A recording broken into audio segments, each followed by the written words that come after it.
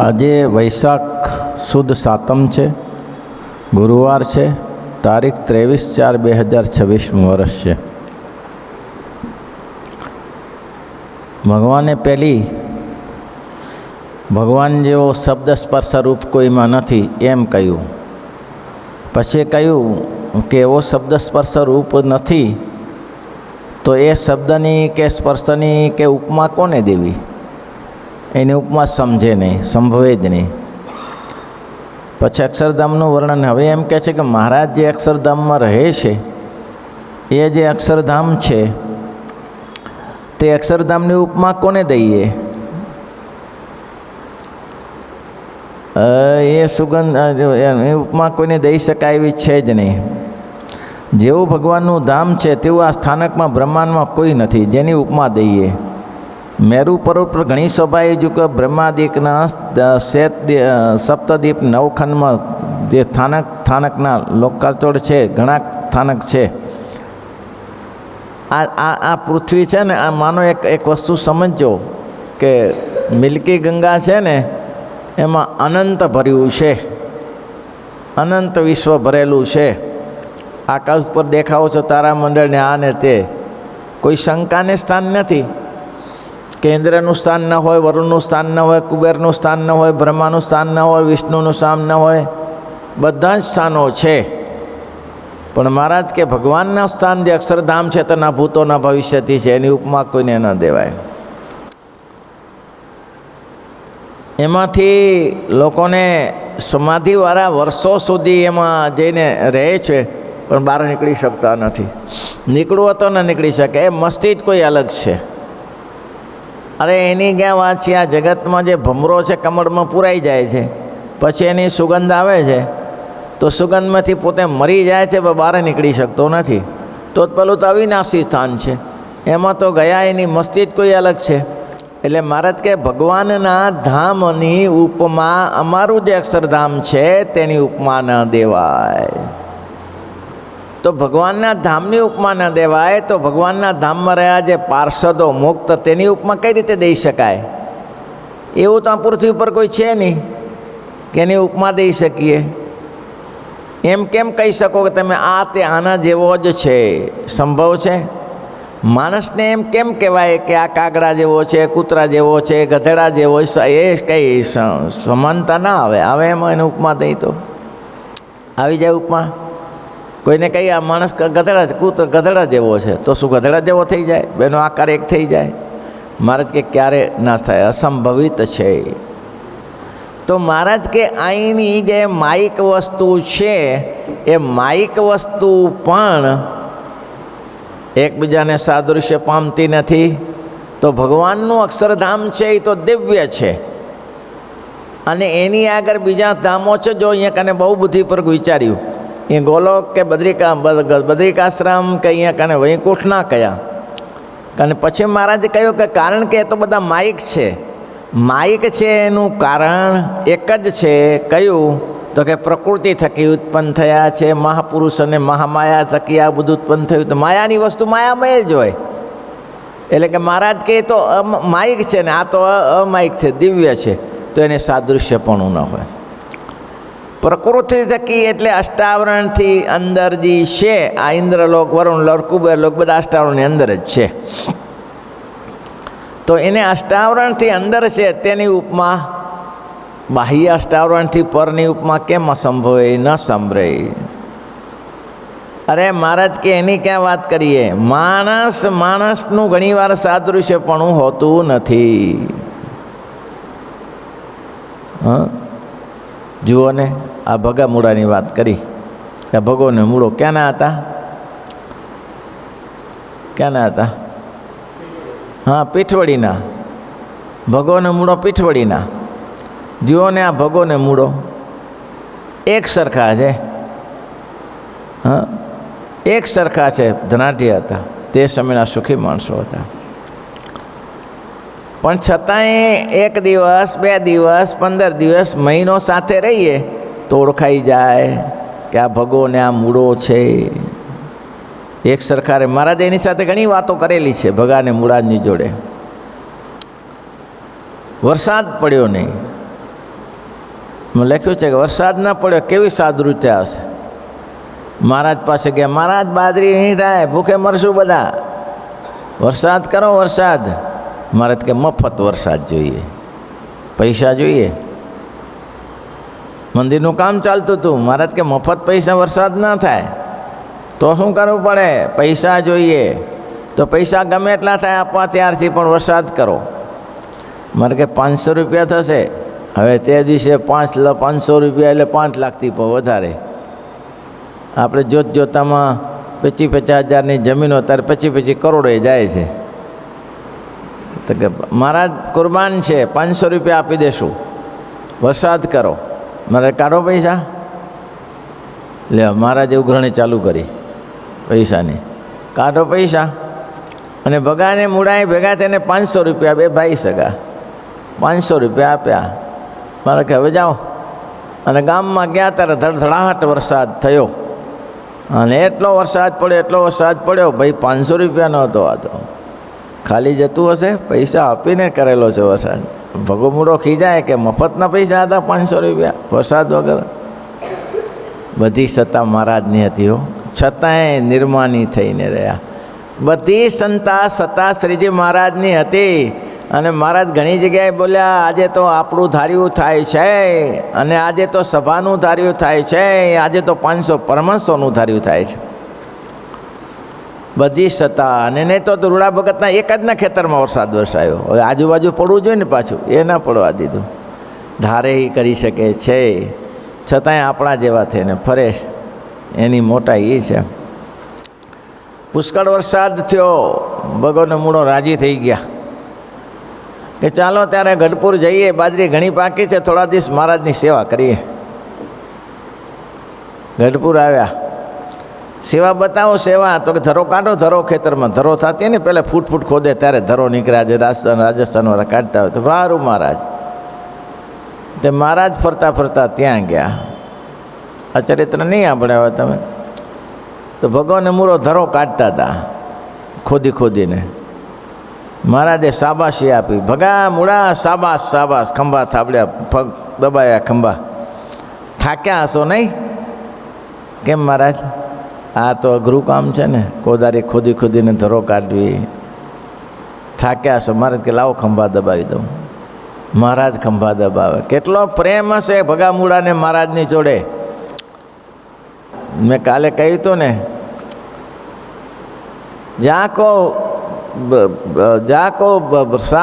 શારદ પારન પાવત હે, તાકો અહિરકી છોરિયા છાછ ભરી નાચ નચાવત હે.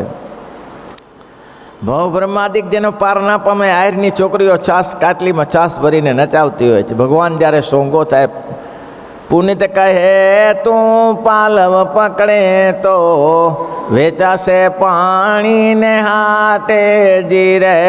પુનિત કહે તું પાલવ પકડે તો વેચાશે પાણીને હાટે. પુનિત કે તું પાલવ એક પર પકડ ભગવાનનો. આટલો સોંગો થઈ જાય છે ભગવાન, એના ખંભા દબાવે છે. બોલો મહારાજ કે ભગામુડા કંઈ ખાધું? તો કે હા, તલને તલને શું ગોળ ખાધો? શું ખાધું? તલને સકરિયા. મહારાજ કે એનાથી કે જાય પેટ ભરાતું હશે. મારે તો એકાદશી છે ને આજ તો, તલને એકાદશી છે આજ તો. એકાદશીને આવું ભારે કામ કરે તો કંઈ ખાવું તો પડે ને. પણ એકાદશીને તો બી શું હોય મહારાજ ત્યારે? એટલે મહારાજ વિરજાબેનને ત્યાંથી ગોળના લાડુને ગાંઠિયા મગાવ્યા. એકાદશી હતી, પાકના લાડુને ગાંઠિયા મગાવ્યા. અને ભગાને મૂળાને કે જમો પતરાલમ નાખીને. અરે મહારાજ એકાદશી છે. મારા એકાદશી ક્યાંથી આવી? એકાદશી આવી ક્યાંથી? તો કે ભગવાનના અંગ થકી ઉત્પન્ન થઈ. વર્ણન છે આવે ને, તો જે એકાદશી જ્યાંથી ઉત્પન્ન થઈ છે એ જ ખાવાનું કહે છે, તો તમારે ચાલ લેવા દેવાની હતી. હા મહારાજ, જમાવી દો. પાકના લાડુને ગાંઠિયા જમ્યા. પછી મહારાજે બીજું ટિફિન ભરી આપ્યું કે જ્યારે ભૂખ્યા થાવ ને લ્યો ખાજો આ તમ તારે. આવા ચરિત્ર છે મહારાજના ભાઈ ભગા મૂળાના. અનંત ચરિત્ર છે, ના પાર પામી શકાય એવું છે. પણ કેટલા ભગવાનને પ્રિય હશે. ભટવદર જતા હતા લગ્ન પ્રસંગે, ત્યારે ભગાને મૂળાએ મહારાજને કહ્યું હતું કે મહારાજ અહીંયા રાત રોકાજો. વળતા જતા તો મહારાજ રાત રોકાના હતા, બધાને 4,000 માણસનું રસોડું કર્યું હતું જતાં. ધન્ય છે ને. દાદાના લગ્નમાં પણ છે કાંઈ નહીં તો એમના વિચારે દાદાના લગ્ન દાદાને આપણે શું લેવા દેવા. તો મહારાજ જેનો ધણી થયો છે, મહારાજ જેનો સંચાલક બન્યો છે, હા, એ બધાને ધન્યવાદ આપીએ ભાઈ. હો કાળું વાવડીઓ અને આ બધા કોઈ સામાન્ય છે? બધો ખર્ચો ઉઠાવી લે. દાદા ખાચરનો ખર્ચો જાતે ઉઠાવી લે. મહારાજનું વચન છે ને, ના થાય. હો ના થાય ને ભાઈ. લુંબાને ના થયું ને શું થયું? ગોળ વૃદ્ધ માટે અપાય, સંતો માટે તો આપીએ, જેટલો જોઈએ એટલો આપીએ. સંકલ્પ એવા નિષ્કામ ભક્તોને એવી એ સમજણ શીખવી. કામ કોનું છે? આપણે તો કંઈક આપણે એની સાથે વેત નથી. અરે વેત નથી, પણ ભગવાન સ્વામિનારાયણ સાથે તો વેત છે ને. સ્વામિનારાયણ ભગવાનના છે તો એ વેત તો છોડાય નહીં ને. એમ એ વેત જારી રાખવાની જરૂર છે ભાઈ. સુખી થવું હોય તો આ છે એવું છે. ત્યારે મહારાજે એ બધું કર્યું, ગમત કરી. આવો ભાવ હશે ત્યારે 4,000 કોરી મહારાજ વળતા જમણવારમાં તૈયાર કરી રાખી. મહારાજ કે ભગામુડા તો ક્યાં જમાશે નહીં. જીવો જોશી પણ જેતપુરના ત્યાં હતા, ત્યાં મૂક્યા હતા ને મહારાજ. જમાશે નહીં કેમ? તો ઉતાવળ છે, જાન પહોંચાડવી પડશે. પણ મહારાજ જમતા કેટલો? મહારાજ કે નહીં જમી શકે. ભલે મહારાજ, લો આ કોરી લેતા જાઓ, 4,000 વાપરજો તમે પ્રસંગમાં. મહારાજ કે હવે તો લગ્ન પતી ગયા, હવે તો કોરીને શું કરવાનું? તમે હતું ત્યારે કામ કર્યું તો જ ને, જમાડતા ને બધાને. મારે મહારાજ પણ તમે જમતા નથી તો અત્યારે અમારા પૈસા અહીંયા ભેગા બધા કર્યા, શું કરવાના? મહારાજ કે 2,000 આપો ને 2,000 રાખો મંદિર માટે. લ્યો, હવા ભક્ત અનન્ય નિષ્ઠાવાળા હતા મહારાજ. પાછું હવા ભક્ત મહારાજ ભક્તની સેવા સ્વીકારતા. હો પ્રેમથી, પ્રેમથી આપે ને સ્વીકારે. પરાણે ના કરાવતા, પ્રેમથી આપે સ્વીકારે. પણ ક્યાંક એવું લાગે તો પરાણે કરાવે.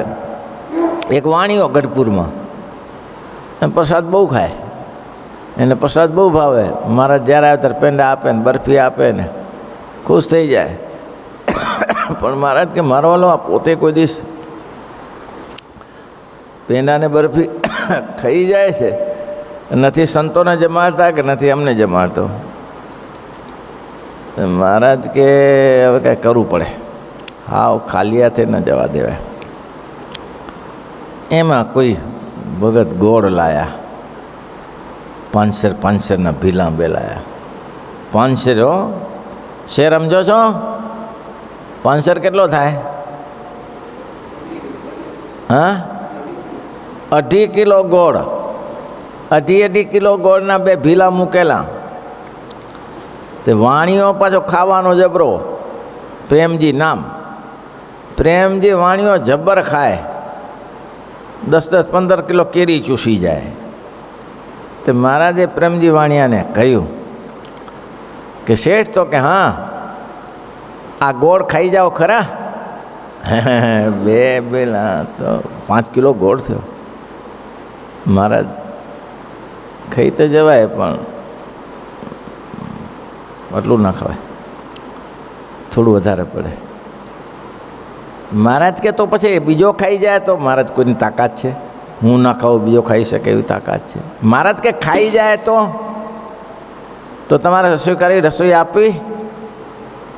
હા મહારાજ એમાં શું, કોઈ ના ખાઈ શકે? મહારાજ 5 કિલો ગોળ કોઈ ખાય? 5 કિલો ગોળ કોઈ ખાતો હશે?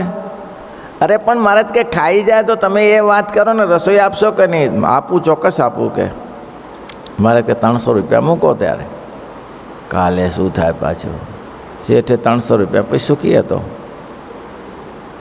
મહારાજે ભગો મૂળો ખેતરમાં હતા, વાડીમાં કામ કરતા હતા ગરડામાં. એટલે મહારાજ એને સૂચના કરી દીધી આવું રીતે કરવાનું છે. ભલે મહારાજ ઈશારાથી સમજે 2 જણા. પેલો ભગો આવ્યો.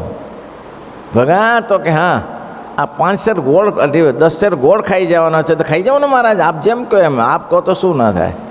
ખાઈ જવું પડશે. હો પણ ખાઈ જાઉં મહારાજ એમ. તો કે હા બોલો વાણીઓ કે મારવાલો જબરું છે. 5 શેર 10 શેર ગોળ ખાઈ જાય. આ ખાઈ જાઉં મહારાજ. મહારાજ કે તો બધું થઈ જાય. એ ખાવા બેઠો, એક ભેલું ઉડાડી દીધું અને એને શરત કરી હતી કે મહારાજ અડધું થઈ, એક ભેલું થઈ જાય ને પછી પેશાબ કરવા જવા દેવાનું, આટલી છૂટછાટ આપવાની. વાણિયા ભાઈ શું કરવાનું બોલો? એને એટલી છૂટછાટ આપશો? તો કે હા ભલે છૂટછાટ લેતો ને એમાં શું વાંધો? કે પણ 5 મિનિટમાં તો 2 મિનિટ થાય એમાં પાણી પેશાબમાં, એમાં શું કાંઈ ઓછું થઈ જતું હશે અંદરથી. વાંધો નહીં, છૂટછાટ. ઘરના મેં પેલો અંદર હતો જ અંદર, પણ ત્યારે જ હતો મૂળો. એટલે કહ્યું કે જા ભાઈ, મેં મારું એક પતાવી દીધું, તું ઉપડી જા અંદર. બોલે મારા બેટો જબરો આવીને બેસી જ ગયો, ચર્ચા વિચારણા કર્યા સિવાય. એ આવીને પલેઠી વાળીને બેસી ગયો. જોતામાં ગોળનું ભીલું પૂરું કરી નાખ્યું. પ્રેમજી મારો વાણીઓ કે ગજબ છે ને હારો. 10 કિલો ગોળ, 10 કિલો ગોળ ખાઈ ગયો.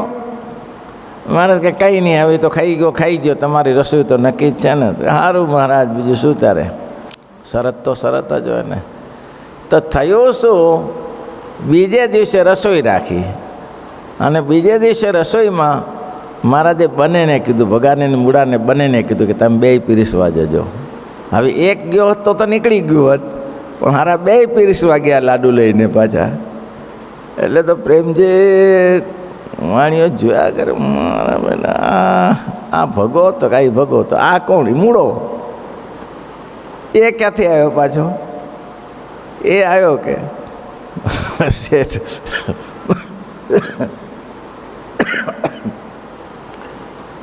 શેઠે મોઢા કે રૂમાલ લઈને ખડખડાટ હસ્યા કે મારા બેટું સ્વામિનારાયણ ભજે ગજબ કર્યો કે છેતર્યા તો ખરા કે મને કોઈ ના છેતરી શકે, પણ સ્વામિનારાયણ છેતર્યા કે આ 2 સર્કલ હોમ સર્કલ લાયા કે હવે કે ઓળખાય એવો જ નથી બેમાંથી કોને છે કંઈ, આ કયો છે ને આ કયો છે કે ઓળખાય એવો નથી.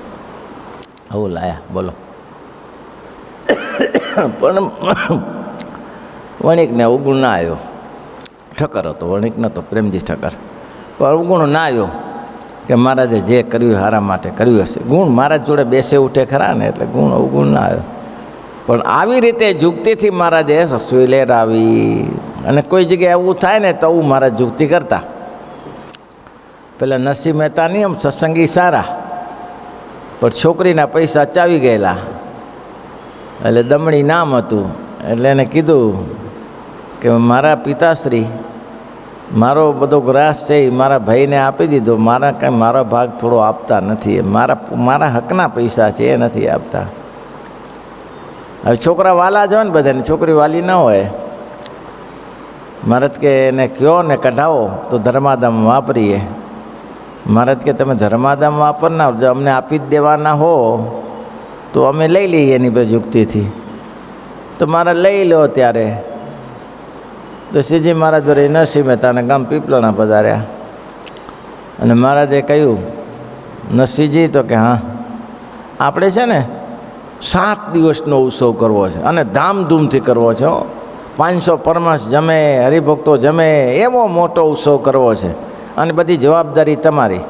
પૈસાનું તો વ્યવહાર થઈ જશે, પણ તમારે આ જવાબદારી. નરસિંહ મહેતાને એમ હતું કે આ ખાલી આપણે તો શુક્ર માટે કંજુસાઈ કરીએ, બારોબાર જ છે ને, બારોબાર જ છે ને, ત્યારે કંજુસાઈ કરવાની છે જરૂર છે. ઉડાડો જેમ ઉડે તેમ. અને આ ઘી ને ગોળ ને તેલ ને ખાંડ ને જોવો તમે તારે શાક બકાલું ને ઢગલા બંધ. અને એક દરરોજ મહારાજના સંતો ને હરિભક્તો જમે. છેલ્લે સ્વામિનારાયણ ભગવાનની જય બોલાવે, નરનારાયણની જય, લક્ષ્મીનારાયણની જય બોલાવે. એવો મોટો ઉત્સવ થાય. 7 દિવસ સુધી ચાલ્યું.